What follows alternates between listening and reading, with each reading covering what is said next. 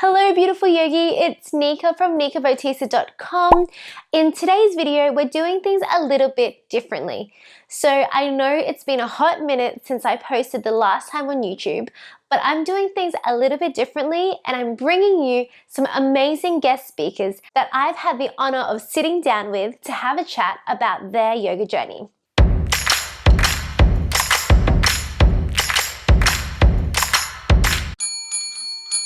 In this video, I'm introducing the new segment called Chats on the Mat, and I had the absolute pleasure of sitting down and chatting with Grace from Grace Teale Yoga. In today's video, we're going to talk all about what it means to honor yourself as a yoga teacher, how to replenish your cup so you can give more to others, and what it means to be paid for the value that you're offering to your students, and how to overcome some of the barriers or the mindset barriers that come with it. If you like this video, please don't forget to like, subscribe, and hit the bell to be notified every single time I post a new video. So without further ado, let's jump into the conversation. Grace, thank you so much for joining me today. You're so welcome. Can you please tell us a little bit about who you are and just your yoga journey, just to start off with? Yeah, sure. Hi everyone, my name is Grace Teale from Grace Teale Yoga.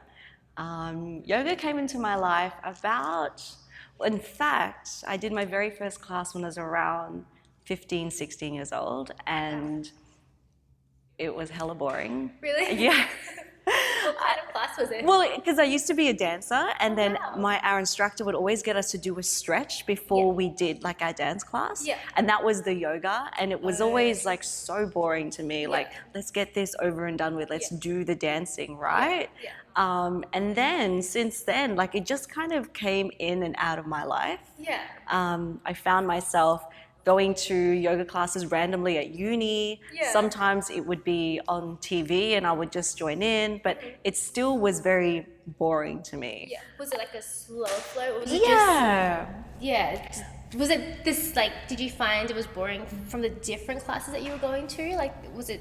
I think I was just really impatient. Yeah. Like, and I just wanted, but the stretch felt so good. And I wanted that gratification of feeling good after a stretch without doing the boring work, if that makes sense. Yeah, it does. And then so I kind of just floated back and forth. And after I had my third daughter, I was like, I need to relax. I need to find a little bit of rest. And what's this yoga business that everyone does to relax? Yeah. And so I started going consistently, and I felt the changes in my body, in my mind, in just everything that I did. And we talk a lot about yoga on and off the mat. Yeah. And I feel like I was able to kind of incorporate that in my everyday life. And I was like, everyone needs to know about yoga. Yeah. I'd love to know a little bit more about like yoga on and off the mat and like what the difference is and how people can apply that in their everyday life. Yeah, absolutely. I think for me in the beginning, it was, I'm coming to yoga to feel relaxed, to feel calm, and to feel inner peace. And I was escaping everyday life to find that feeling on the mat, but you can literally have that off the mat. Yeah.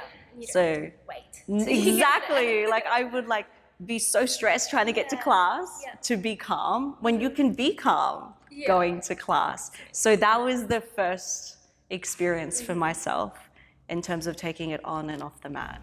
And is that something that you want to strive to teach all of like your students to do that in the classes that you teach? Absolutely. Yeah. So in the beginning, mostly what I'm finding, and certainly that was my story, was the asana and the stretching and the feeling good in my body, and then finding new ways to move the body to feel like good about yourself and to feel stretch. Yes. And so for that reason, I was like, this is something that I can offer to people, and I want to do that. I want to be that person. Yeah. Yeah. And what were you doing before you became a yoga teacher? So was there a moment where you're like, yes, I'm going to do my yoga teacher training and I'm going to pursue this? I don't know if I remember the exact moment, but certainly the more and more classes that I attended and the more at peace that I felt both on and off the mat, again, I was like, this is a gift. And this is something that needs to be shared. How selfish of me. Absolutely. I just got goosebumps. Yeah, like, I know. I get that all absolutely- the time when that I is- talk about it. That is literally like your purpose and why you're a teacher. That's right. And that's what the world needs. Like, I think so too. I'm so passionate about teachers and their worth and what they bring to this world. And I get really passionate about teachers valuing themselves because we don't always. And we have so much to offer. Yes. And Incredibly. Is that because you're giving so much all the time to other people that, as you say, like you have to give from a full cup, and when you're constantly giving, there's nothing left for yourself. Exactly. So making sure that teachers value themselves as well 100% is how you can come and serve your classes, so you can make that difference of teaching people how to be on and off the mat. Exactly. I love it. That is really, it's such a big change. It is. Did it take you a little while to figure that out, or just the consistent journey that you had? Yeah, I think so. In the beginning, it was just saying yes to all the things. All the things. I used to drive over an hour to teach 1 hour class. Wow. So that was 2 hours of travel Yeah. to teach a 1 hour class, but I was saying yes to everything. I was even given an offer to teach a 1 hour class that was way less than the standard rate. But I did it because I was like, foot in the door. And I think maybe in the beginning, but it's just not sustainable. No. And how have you changed it so that you've put yourself first so you can give more to other people as well? And I guess also with your social media, you're giving extra value to your students. So how have you figured out giving value? It's a work in progress, but I'm setting healthier boundaries.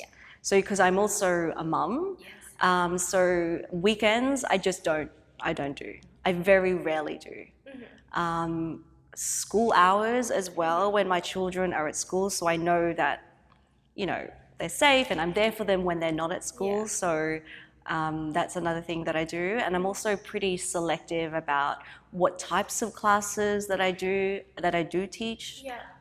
Because if it's consistently like power, then, which is what I love, and that's what I do, that's my specialty. But there needs to be that balance of yin and yang, so I do also teach yin as well. So being really selective, being really setting those healthy boundaries and not traveling for over an hour to teach a 1 hour class, which is what I did in the beginning. Just to get your foot in the door. That's right. But I guess if you didn't experience that, you wouldn't have come to that realization of setting those healthier boundaries. So true. And then not accepting less than what the rate is. Because I even had mentors and teachers around me who said, just accept. Really? And it wasn't until a really dear friend stepped in and said, Grace, you're worth it. And I think that's a big challenge that a lot of yoga teachers have, just generally, that like you need to be paid what you're worth. Absolutely. And I guess the stigma around wanting to take money for something you know that's going to help someone else, and why should I charge someone, or why should I make someone pay for this knowledge that should be accessible to everyone? But I look at it in a way of, from the student's point of view, they're investing in themselves, so they're happy to pay to learn from you.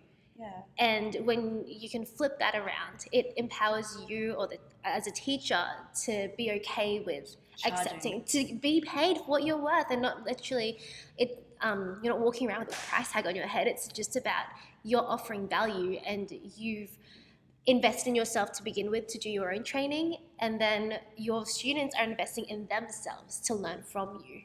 I think so too. And you know what? People value what they pay for. They don't value free. Yes, I 100% agree. I mean, there's a place for it. There's definitely a place for it, for free and for paid. But coming back to, you need to honor yourself and understand that you can get paid for the value that you're offering. I agree. And if you're not excited about what you have to offer, why would anyone get excited about that as well. And it's the transformation as well. So yes, they may be paying $25 or $30 a class, but what transformation are they going to have from consistently coming from your classes? And that's going to be worth so much more than the money that they're putting down. Your inner peace, it's priceless. What other challenges have you found besides managing your time and making sure you had healthy boundaries? Yeah. Was there any other challenges you've come across throughout your journey? I think a lot of it is to do with mindset, of feeling that self-worth and that value and that I am enough. Yeah. Because who am I to get up here and teach you? Who am I to be on social media and talk to you about this ancient practice that I'm really just learning about every single day? Mm-hmm. And that comes with everything that you just mentioned. Yeah. I've invested thousands of dollars in teacher training. I regularly go to workshops and educate myself through books to find more about yoga and how I can better serve other people. Mm-hmm. I consistently show up to class, not just to teach, but as a student as well. Yes. So that I can be that person. And look, I'm still working on this every single day. Oh, everyone's learning consistently. I think you need to consistently invest in yourself and educate yourself and just consistently be a student in any area of life. Absolutely. So I think for me, number one is just that consistency of learning. And then number two, of just continuing to be a student and stay humble and learn and teach from what you know. Yes. And teach as best as you can. Yeah. And I think that even if you know a little bit more, it doesn't matter if you don't know everything. Just going back to the fear of who am I to be teaching, who am I to be getting up here and talking to all of these students. But even if you know a little bit something different to someone else, you can teach it to them. You don't have to know everything, and they don't have to know everything either. No. But it's just that little bit of difference, and bridging the gap is enough to say I'm worthy of teaching you what I know. I want to share with you what I know. And that's all that it is. It doesn't have to be that you know everything. No, because I don't think I ever will. I will live 10,000 lifetimes and I will still have something to learn. Absolutely. I heard a really good quote the other day from Marie Forleo. And if you don't know who Marie Forleo is, she's the creator of B School, which is an amazing program that a lot of inspirational people have done in business and in various different areas. But what she said is, if you ever come across something and your automatic thought is, I already know this, change the dialogue and say, what can I learn from this? And that is going to impact so much more of your perspective on life and how you deliver yourself and how you connect with other people as well, because we always have something else to learn. Yeah, I love that. That's so good. It was such a powerful way of thinking. I love her. Yeah, me too. Yeah. She's great. Like she's coming to Brisbane. Is she? Yeah, she is. Okay, we need to go. To wrap it up, I guess, what has been your funniest moment in yoga? Like, have you ever had a funny moment while you were teaching, or a funny moment while you were practicing on your own? There are many. Yeah. I think I really just try to roll with it. Like I'm myself, and then I will occasionally stumble and say the wrong thing. But to be honest, I think students see that and like, wow, she's human. Yeah. She says bad words and she forgets cues and she might have missed, I don't know, that. I just roll with it. That's awesome. And it shows like you are human. Like everyone makes mistakes, but you can get up and just keep going with it. That's awesome. So with the takeaways from our conversation today, so the first thing I guess is making sure you set healthy boundaries for yourself so you're not pouring from an empty cup, so you can keep fulfilling yourself and then offering to other people. The second one would be mindset. Yes. Okay. And the third one is to pick yourself up even if you fall and to laugh it off. Absolutely. You have to have a sense of humor. Yeah. It's the answer to life. So you just laughing feels good. Laughing releases endorphins. Absolutely. But thank you so much, Grace, for joining me today, and I hope you've all learned something from Grace and her journey. Thank you. Thanks. Good job!